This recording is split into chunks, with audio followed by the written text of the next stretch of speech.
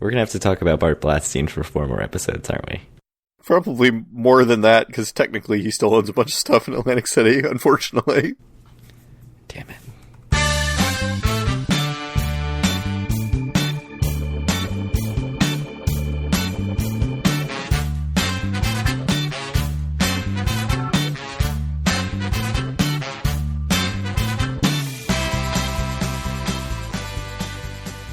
Howdy, it's Wednesday, January 8th, 2020, and this is episode 116 of Due for a Win, the Atlantic City and Casino Biz podcast. I'm Kyle Askin, joined, as always, by Craig Stone. What's good, Craig?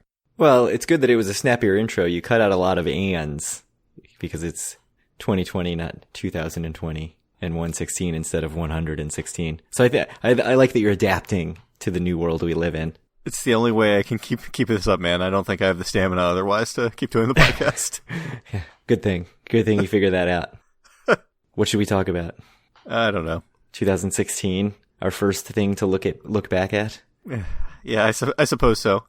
So if you want to know more about 2016, go listen to episodes like 3 through probably like 30. Yeah, we did a lot of episodes that year. Yeah, we used to really pump them out in a way that we don't anymore. But we say that it's like 5 days since our last episode or something. That's true. We recorded 6 nights ago. Look at us. This is like 2016 pace that we're on right now. Yeah, so it's only appropriate that we're looking back at 2016.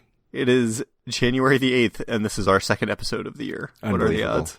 Anyway, Bart Blatstein's purchase of the showboat went through in January, and it certainly was everything we hoped it would be, right? I like how the first thing that we talk about of every year in the 2000s has been a sarcastic approval of the project that has actually been quite obviously bad.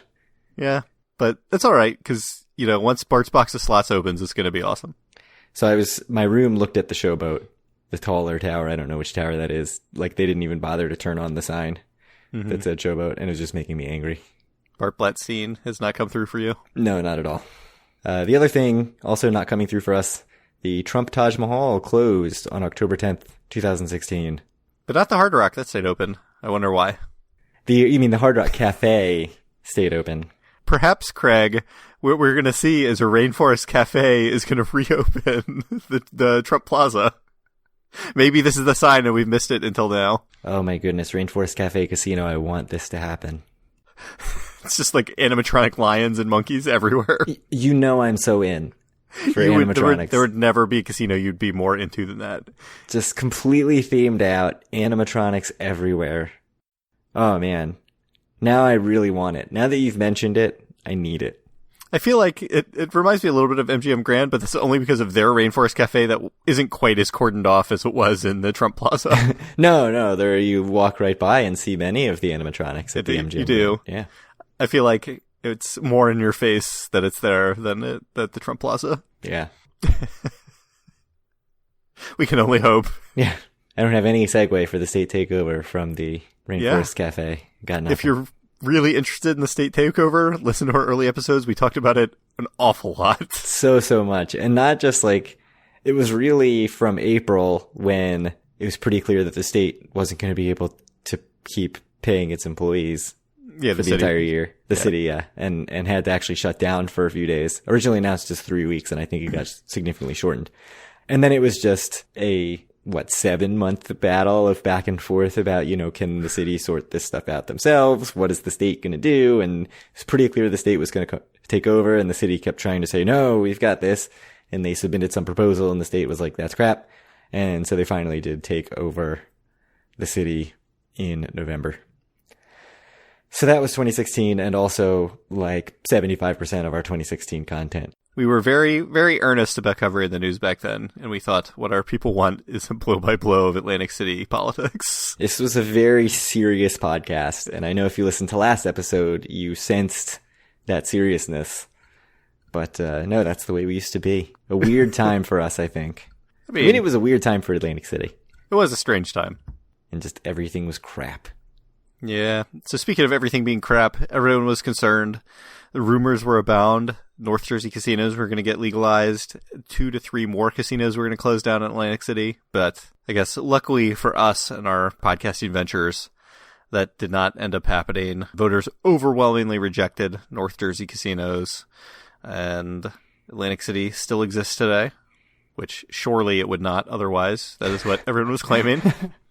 To be removed from the map. It would have been eaten by the ocean already. That might still happen. I think if you read certain scientific reports, papers, they're saying that, in the next 100 years, Atlantic City will just be underwater. The sea will probably reclaim Atlantic City. Also saying that in the next 100 years, North Jersey casinos are probably going to happen. So that's true. So if the sea does take over Atlantic City, I feel like that's sort of what the new SpongeBob movie is, right? Yeah. Underwater, lost city of Atlantic City. I'm going to see if I can mention the SpongeBob movie every episode from now on. Not just until it comes out, but forever. So what about 1916? We did a lot of research, and we were both looking at this right before the episode. You did not do your usual, couple days before, because it's unexpected that we're recording tonight. But the Bacharach Giants, a Negro League team, started in Atlantic City. I think they ran from 1916.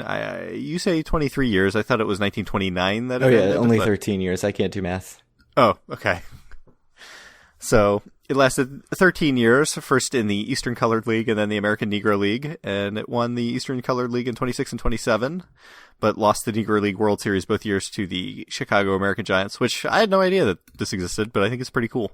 Yeah, I also had no idea, so I just, Googled 1916 Atlantic City and saw this thing, the Bacharach Giants, and I was like, that's something I've never heard of, and very interesting. So again, another sort of shortish-lived Atlantic City sports team, but maybe a little more interesting than some of the others that only lasted a couple of years, some of the, hockey teams and stuff that didn't make it very far. Yeah, so the Bacharach Giants were named after newly elected mayor Harry Bacharach, who won an election in 1916 to become the mayor for the second time in Atlantic City. He was also mayor briefly in 1912 and then would actually be elected 3 more times after that, not consecutively. Apparently a pretty important guy in Atlantic City's history, despite being tried for voter fraud in 1914, which there's a long history of that, including our current mayor of Atlantic City was also tried for voter fraud. So it's almost like there's a pattern in Atlantic City politics. Right. Let's see. The Atlantic City Review, star of episode 114, you shared the picture of the Atlantic City Review front page, closed its doors in 1916, only ran for 6 years, unfortunately, but there were just a lot of newspapers around then. Yeah. It's like the podcast of the day. Yes, that's a good point. Everyone's going to look back in 50 years and be like, how are there so many podcasts about everything? Yeah. How are there 36 Vegas podcasts? Doesn't make any sense. So anyway, finally, President Woodrow Wilson at the time, who was before that the governor of New Jersey, gave a speech on September 9th, 1916 at a major women's suffrage convention in Atlantic City. And this convention actually came up a few times in my searching because apparently a bunch of other major things happened there. And it's largely attributed to be a very important factor in women's suffrage becoming legal 4 years later.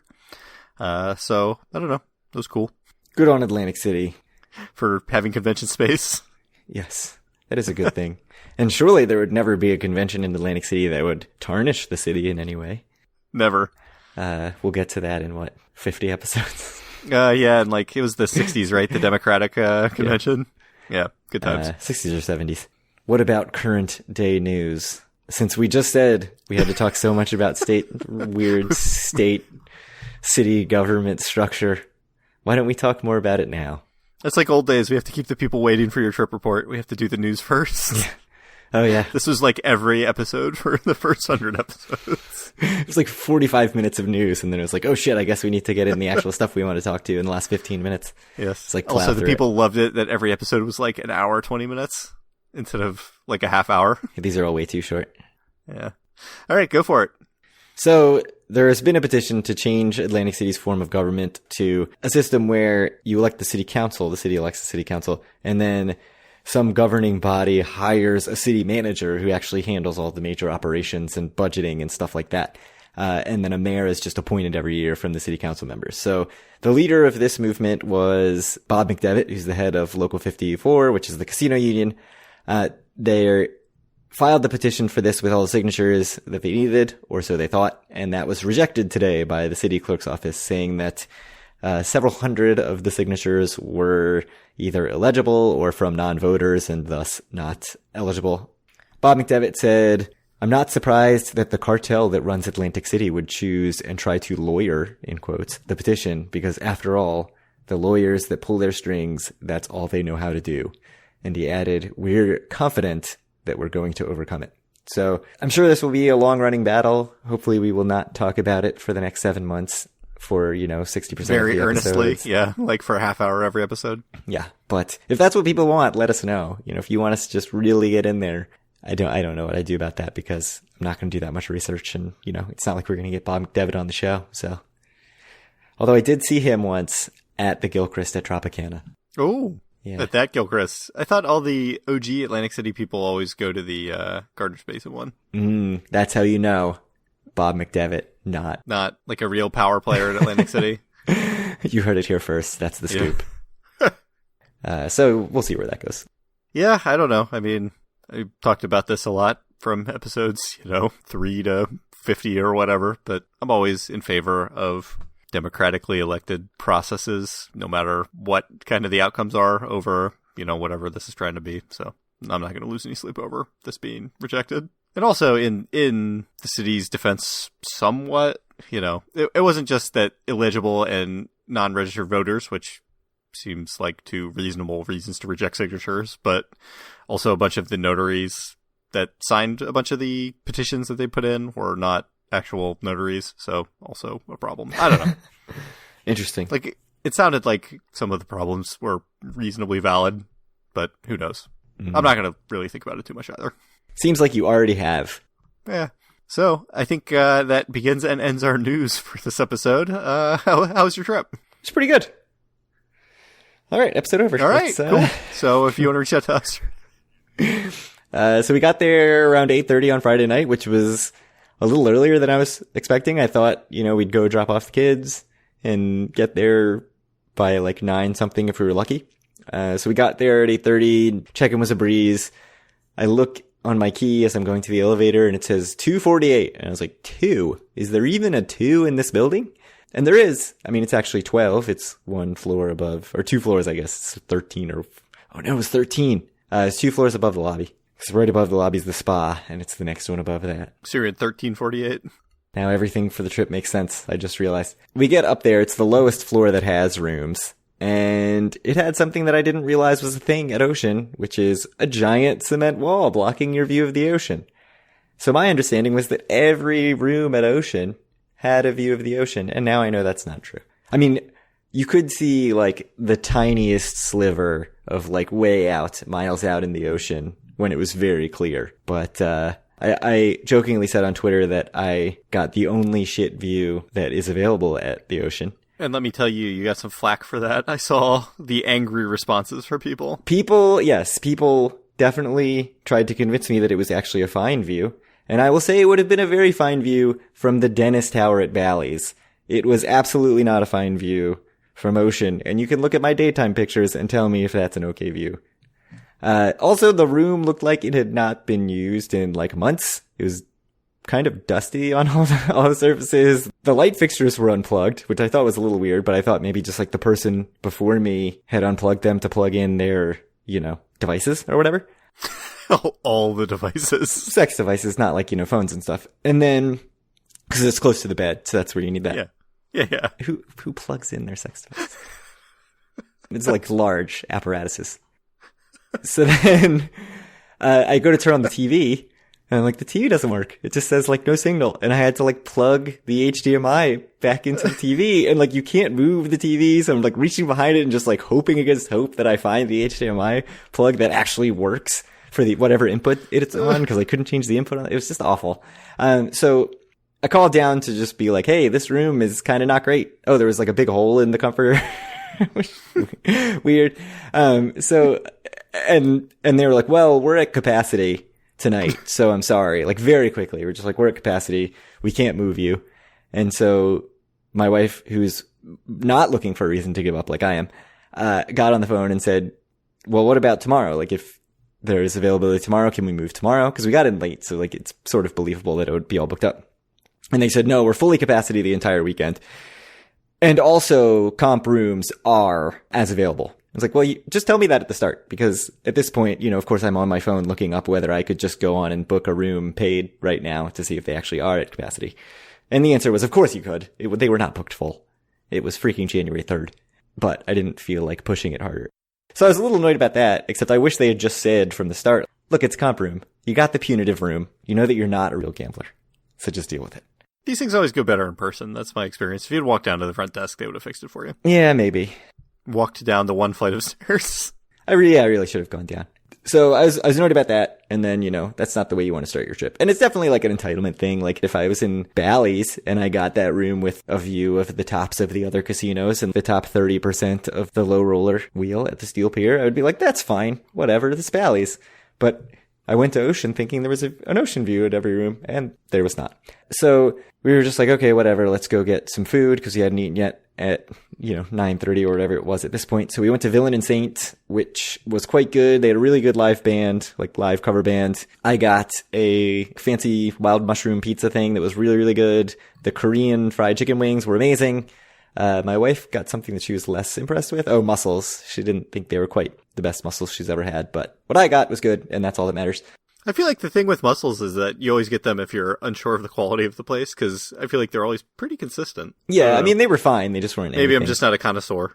Also, good beer selection, some interesting cocktails, although my wife's was like crazy flavored, which she should have expected, I think, from the description. It was like some bacon maple whiskey thing. Then we went over to check out 1927 to see what was going on with the burlesque show at the speakeasy portion of that bar. And as we're going in, they hand us tickets for free champagne.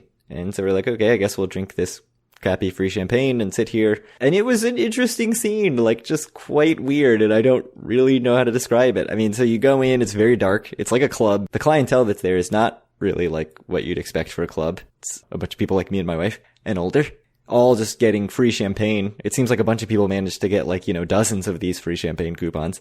I don't think I ever saw the bartender pour anything that was not the free champagne. But the burlesque show, as far as I could tell, was just like, I don't know, 5 or 6 scantily clad dancers sort of standing around in different areas, including one who was just like totally grinding on patrons. So if that's what you're into, that was available, I guess. You could go to that.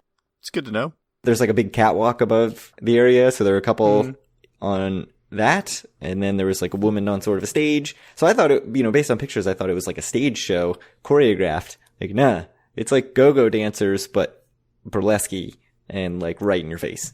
So that was interesting to see, but I didn't really need to spend a whole lot of time there. My brother Paul said the drinks there are good, but we had the free champagne, and then after that point we were very, very tired and just decided to go call it a night. So I did not end up covered in toasted coconut crumbs, at least that night. So then Saturday, woke up, went to Harper's at Ocean for breakfast. I got this, I forget what it was called, Bananas Foster Cube, which sounds completely ridiculous. It really is a cube of French toast filled with some sort of banana bread whipped cream filling. And it was like really, really good at first. And then it was like, okay, this is a lot. Like, this is too much and very rich. That's kind of how, when I listened to the 7-Out, that's how everything there sounded to me. Like, I could never eat that. Yeah, my wife got a salmon Benedict on like a giant potato waffle, which was also another thing. There was like, take the first bite of that potato waffle, and you're like, wow, that's so interesting and different. And then the third bite, you're like, oh, that's a little much. It's a lot of waffle that I still have to get through. Dense potato-ness. But the salmon was very good. The egg was very good. So I would go again. I mean, it was like quick, easy, in and out. The service was fine. I feel like a lot of the knocks are on the service. I might just go get something more standard, like a, breakfast burrito or regular pancakes or something. I mean, for a breakfast option, it's fine. It's no Gilchrist, but it was good. Then we went to the spa. My wife got a massage and I just hung out. I did the jacuzzi. After on Twitter, I was getting much encouragement to go to the Coos to do the man soup, as Vinny Chen says from 7-Out. So went in the jacuzzi, went to the dry sauna, tried the steam room. The dry sauna I thought was very interesting. The thermometer only went up to 120, and it was like pegged way past that. It was extremely hot in there. If you were like slightly hungover, I feel like that would be a really good thing to do. If you're really hungover, I think you just walk in and throw up immediately. I would not recommend that if you're very hungover, but I think if you're just like, oh, I feel a little bit. Oh, God. Probably just throw up on the rocks and then you have to, evacuate. Wow. We come up with some weird stuff. The spa was, very crowded. That would be terrible. We couldn't get seats in the actual, main pool area because they were always full. We did sit in the Himalayan salt room where the bricks are made of Himalayan salt for a while. I sat there while my wife was getting a massage and read a book. It's very relaxing. We ended up at the spa, I think, from the time we checked in to the time we left. It was 3 hours and 45 minutes. So it was a lot of spa time. I know that that's what you want to do, and I'm sure you have many, many questions. So I will pause now so you can ask all of the questions that you have about the spa. Which treatment would you get, Kyle? How many hours would you spend at the spa? I'm surprised that 3 hours and 45 minutes was enough. I did sort of leave thinking, I would be very interested to see the other spas at other casinos, because the one at Ocean is extremely nice. Just the effort that they put in to do all this stuff, to, tile everything and put in a dry sauna and a steam room and various pools and multiple jacuzzis and all that stuff. And one thing I did is I watched the Maryland game. I sat there drinking tea and watched Maryland basketball in a robe. Yeah. So that was good, man. As they dominated Indiana. Yeah. So that's the thing you can do. You can just sit and drink a bunch of tea. I had to pee a lot the rest of the day. I was very hydrated. Just a good way to go into your, long night in Atlantic City. But yeah, I would be interested in checking out other spas in Atlantic City. And sort of my thought going in was it's $55 just for the day pass. It seems really unlikely that, if you're going to go for just an hour and a half or something, that it's worth that. But really, in terms of cost of other stuff, and now that I've been and seen it, it seems pretty reasonable. I know Paul went just for a little bit one morning when you were there and I hadn't gotten there yet. Yeah. Yep. And yeah, I could see myself doing that. I probably won't because I'm indecisive, but, it seems like a good idea. Yeah, that requires too much of making a firm decision for you. Yeah, I'd probably just sit in the bedroom paralyzed with indecision and not do anything. You just walk back and forth in front of the spa. But yeah, should I go in? Boy. It's unfortunate how many times I've done that at things like bars and stuff. Anyways, then we went to the Distrito happy hour, which is 1 to 5 p.m. every day. $2 tacos, $2 margaritas. You have to have an Ocean card, they say. They didn't check anyone's Ocean card. That's a good deal. Very popular. Lots of people taking advantage of the $2 margaritas and tacos. It was a good little appetizer before we went to dinner at $28.25. So that was really one of the things I was most looking forward to, was Cafe 2825. Definitely an experience in terms of just what you think of as sort of an old school Atlantic City Italian restaurant. Not that it's all that old, but lots of tableside prepared options. We got tableside prepared mozzarella, which was very interesting to see. They actually put together the mozzarella from the base cheese curd, and it's quite delicious. And then we each got an entree. My wife's chicken parm was extremely, extremely good. They didn't call it chicken parm. It was some fancy name, but you'll know it when you see the description as chicken parm. But that was extremely good. I got a special, pasta special thing that I thought was fine. This Italian food. But I wasn't blown away by the entrees, but I did think me not being blown away was more based on just it being Italian food, which I feel you can relate to. I thought you liked Italian food, though. I was sort of thinking afterwards, maybe I should just go to Angelo's Fairmont Tavern, because yes, what I think about Italian food, I don't really need fancy Italian food to be impressed. Half the menu's veal, right? And I don't particularly love the texture of veal. And so I feel I can't give a full review necessarily, because veal is certainly the specialty, just like it is at Chef Lola. But it was very good, and it's definitely worth checking out if you can get a reservation. It's a very wishy-washy review of the 2825, but it is. It's a very Craig review. The thing that I actually weirdly was really craving today is they give you this bread at the start. They give you normal bread, and then they give you this bread with some sort of pig meat inside it. Some sort of ham, which I shouldn't have eaten, but I did. And it's I wouldn't say dense, but it's a really heavy bread, and just the sort of saltiness of that, whatever. I want to call it ham, but it's, it's probably got some fancy prosciutto name. Or something. Yeah. And it was really, really, really good. And today, for some reason, I was going out to get lunch, and I was you know what I really want for lunch is that freaking bread. Just a big loaf of that bread. It was very heavy. You could honestly just eat it as a meal. It's the start, Yeah. In like 2 months, you'll be like in some dark alley, just like eating this pork bread and crying. Yeah. So then we went back after 28, 25. It was fairly early and we were both really, really tired. So my wife actually ended up like falling asleep very early that night, which I felt a little bad about because like, you know, we don't get that many nights away from the kids. I had multiple kids. Do you feel like you're missing out? And she was like, no, what I want is to relax and sleep. So then I said, okay, and went down and played a bunch of slots, including skee ball. And I have to say, my thought that I might lose $20 in 3 minutes and say, I always hated this game, it sucks, pretty close to accurate. I mean, my money lasted a decent amount of time, so I'll still give skee ball credit. You cannot possibly lose $20 in 3 minutes at any slot. I've seen you play slots. So I played for a while, and I did end up pumping like $60 into the machine. And I only got one skee ball bonus. And the thing I remember about skee ball is getting skee ball bonuses like pretty regularly. Like you'd get to play skee ball a decent amount. And I got one skee ball bonus and I was already down like $55 and the bonus paid 80 cents. 80 cents. I was like, you gotta be kidding me. Like I laughed out loud when it popped up as 80 cents. Oh, you should have picked a better prize, man. Yeah, one of the other prize options was like $12. It's like, wow, 80 cents. Did you get for playing, what was it, 40 cents a spin? Yeah, 40 cents, 50, I think. Tisk, tisk. So, moved on from skee ball to a couple other things. A few of the ones I mentioned last episode. Played Locket Link Piggy Bankin', which was very fun. I can see the appeal of the Locket Link and just the sort of interesting bonus games, the sort of like Locket bonus games where if you get a bunch of the same symbol, it creates a giant symbol, and the bigger the symbol, the better your bonus will be. So that was definitely interesting and different. I would play that more. Went over to Heidi's Beer House, which I had played multiple times and never gotten the bonus on, and like almost immediately got a couple bonuses for like $20+, $40+, I think, the second one. And I can see why people really, really like it and just sit there playing it. The person on the other machine across from me was playing it like all night. So I can see why people would get into it. I think I liked Piggy Bank and Locket Link better. I think that's more my style. They were both very fun. So good to have two new slots. Probably both of them better than like any slot that I listed on my top 5 in terms of like actual fun level. I played Jurassic Park, which looked interesting, and I could see that the bonus was very interesting, but I didn't actually get any of the bonuses, so that sucked.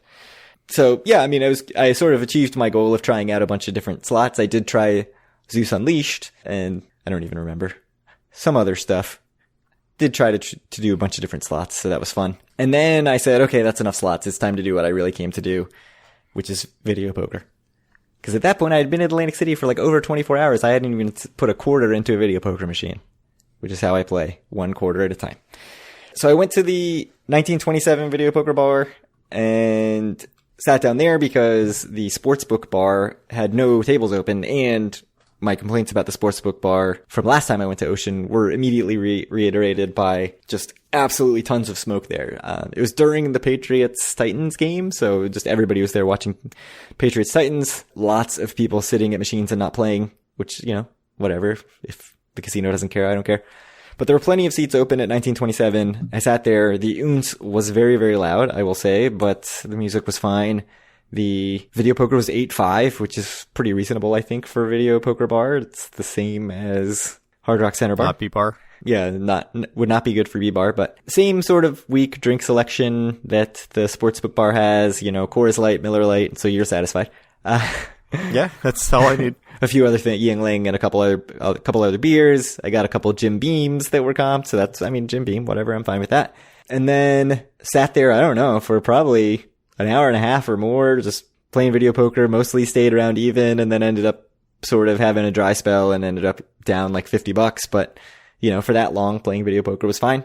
And at that point, it's like 1:30 in the morning, so I must have been there for even longer than that. So then at 1:30 in the morning, I was like, I never played Buffalo Gold Collection, which I had so much fun at last time. So I ran over to Buffalo Gold Collection, quickly put some money in, lost it very fast. I think I may have actually lost $20 in 3 minutes, which he said was impossible. I don't believe you. Got up, made a note on my phone that said, should have gone to bed at 1:30 instead of Buffalo Gold Collection. And that was before I walked by an empty craps table, empty $15 craps table. Ah, so good. Love me some empty craps tables. So there was a $10 craps table right next to it with a spot open, but it was like really, really full. I was like, I didn't really want to deal with elbowing in. You made the right choice. So I go up to the $15 craps table and say, okay, let's see how this goes. I think I made 1 point and then had like 3 or 4 where I just sevened out very quickly. I did hit, 6s and 8s a few times for small payouts, but I think in just like 15 minutes I was down $100 and I was like, okay, now it's $2.15. I need $100? to go to bed. Yeah, so that wasn't too bad. That's fine. Bad for a very short amount of time considering the percentage of my loss that made up for the trip. Come on, man. I know, that's nothing to you, right? It's meaningless. So the way I justified it to myself was like, I would have been disappointed if I left the trip and didn't play craps. So I just paid $100 to not be disappointed from a trip. And then I went to Wahlburgers, which was still open. So, one of the big complaints about Ocean, not a lot of stuff open late at night. Showed us up for calling us a small town. Yeah. Last episode. Wahlburgers still open. Rocco's was still open. I decided to go for the Wahlburgers. Got what they call a frap, which is basically like a thinner milkshake, which is a little weird.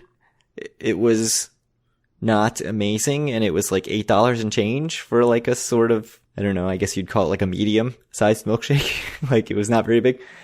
So I wouldn't recommend going there for just that, but I've heard the burgers are good, and they looked good, and a lot of people seemed very satisfied with their burgers. It didn't really need a burger after having a bunch of, chicken parmesan and pasta and mozzarella and other stuff.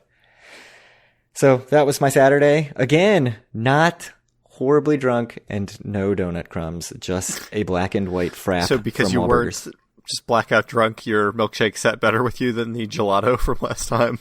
That's true, yeah. No problems like that. Really, I should look at this entire trip as a giant win from that perspective. So then Sunday, woke up, checked out, decided to skip breakfast, basically. Well, decided to go get a coffee at the outlets, at the Starbucks at the outlets, and then ended up not getting there until like 11:45 because we ended up stopping in so many shops on the way there because you know how we do the outlets. Indeed. Big time. My wife got a very nice bag from the Kate Spade on a huge discount. 70% off, then another 30% off. It's pretty good. It's like 80% off? Yeah, I don't know what the actual math on that is. It's something like that, right? Just about. Yeah. 81. 81 or 79. 79. We have to get this right for the people. You are correct. Went to Starbucks and then decided we need lunch before we hit the road. And you had a celebration dinner. Yeah, I did have a celebration dinner. And I did park at the Caesars for free with my Diamond card. Indeed. So we went to Kauai. Yeah, good job. And had a $98 lunch. I'm impressed. I'm super impressed with you, Craig. And brought probably 60% of our lunch home and gave it to my mother-in-law, who was very appreciative of having a bunch of Chinese food to eat that night. I approve. So yeah, used my celebration dinner. Did not go to waste. Kauai, very good as always. Got my favorite, the mandarin orange beef. Highly recommended, the mandarin orange beef. I love that the orange beef is your favorite at the noodle bar. The whitest man alive.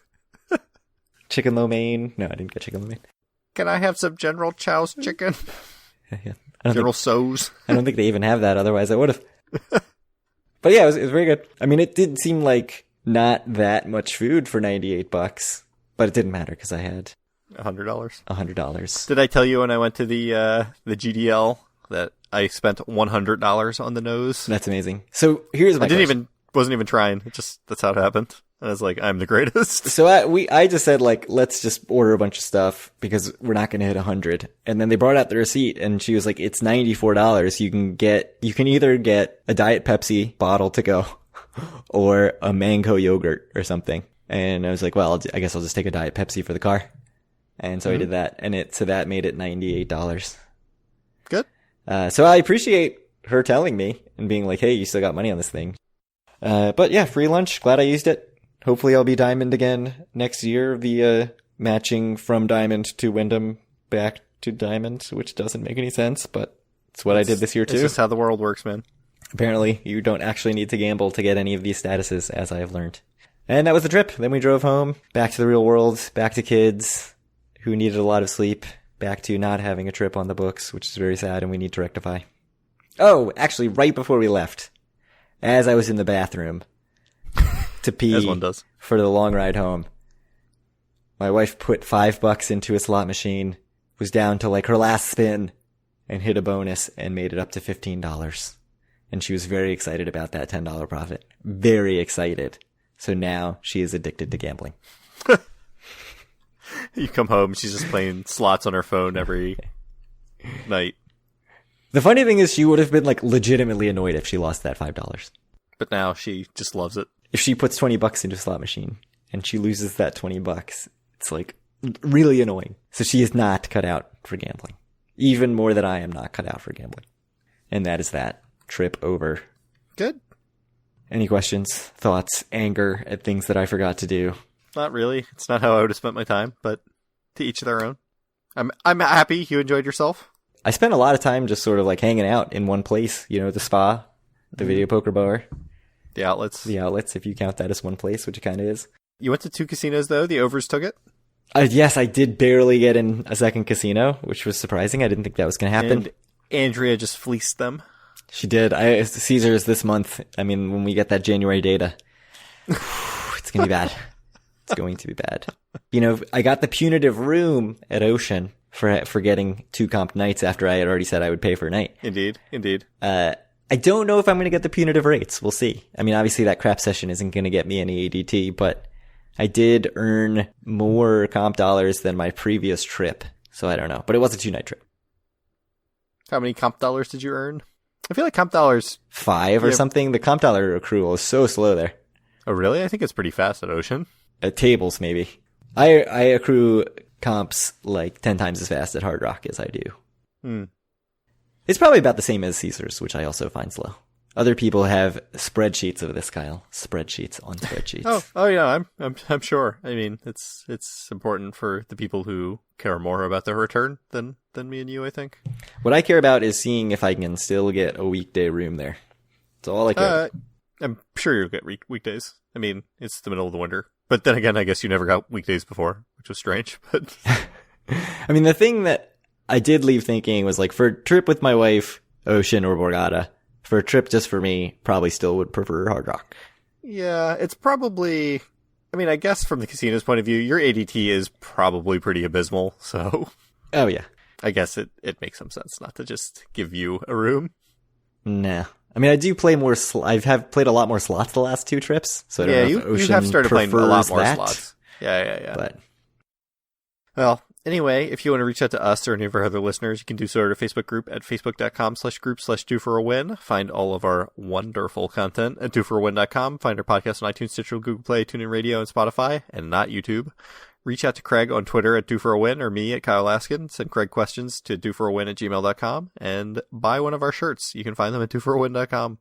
We are selling them at cost because we're nice guys, and that was always our plan, and we still have a lot. The real question, Craig, is if people just hold out and do not buy shirts, will we ever just put them on sale? On sale? To sell them below cost. What's in it for us? Get them out of your basement? I mean, money. What we paid for them is sunk cost at this point, right? But I'm editing this out of the podcast. We can't give the people ideas. All the people that are just like really want a shirt, but they're like, if we wait, yeah, we'll be able to get them. Maybe there will be an episode 200 sale. In 3 years. For our Series 2 shirts, I'm sure, right? Yes, clearly. Yes. We have to make room for the inventory. So, Craig, here's the real question. When are we going to Atlantic City? I heard a rumor that you had 5 open days on your calendar in February. Yeah, my wife has a 5-day weekend. So does my daughter. My daughter has a 4-day weekend that weekend. So clearly she would be totally fine with me just saying, I'm taking a day off too, but not to hang out with you and help parent, to go down the old Garden State Parkway and go to Atlantic City. Yep. Go over real well, I'm sure. Okay. I'll see you like Friday at President's Day weekend. Yeah, sounds good. It's certainly a cheap night too. Yeah. I'll get comped. I'll be able to get you a room too. It'll be fine. Oh, that's also Valentine's Day. Yeah, so Friday. Good job. Did you know that when you said Friday of President's Day weekend? I did not. It's perfect. I suspect it would be more of an issue in your household than mine, but I think we should just pitch it and see what happens. Really, what I'm disappointed in is that you used your celebration dinner, so you can't just come and I'll tell you to take the Amtrak down and buy me dinner at the horse show. Yeah, spend $275 on the Amtrak so I can get a $100 dinner. Yeah, with me. And then go immediately home afterwards. It's like, okay, ship your ass back home. Yeah. I got my $50 of Giada. Well, anyway, we will talk to you all in a couple weeks, and hopefully we'll be going to Atlantic City at some point. Probably not. Yeah, I doubt it.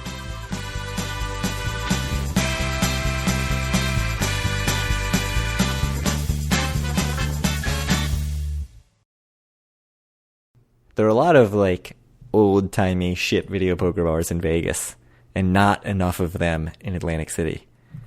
Give me back the Dizzy Dolphin. That's all I'm saying. Yeah. Surely the company that is selling off piece by piece the Atlantic Club will let us open Due for a Win's Dizzy Dolphin as a standalone property. And then we can use the attached giant theater to host the live episodes of our podcast. Indeed. In fact, I think we should go to only live episodes.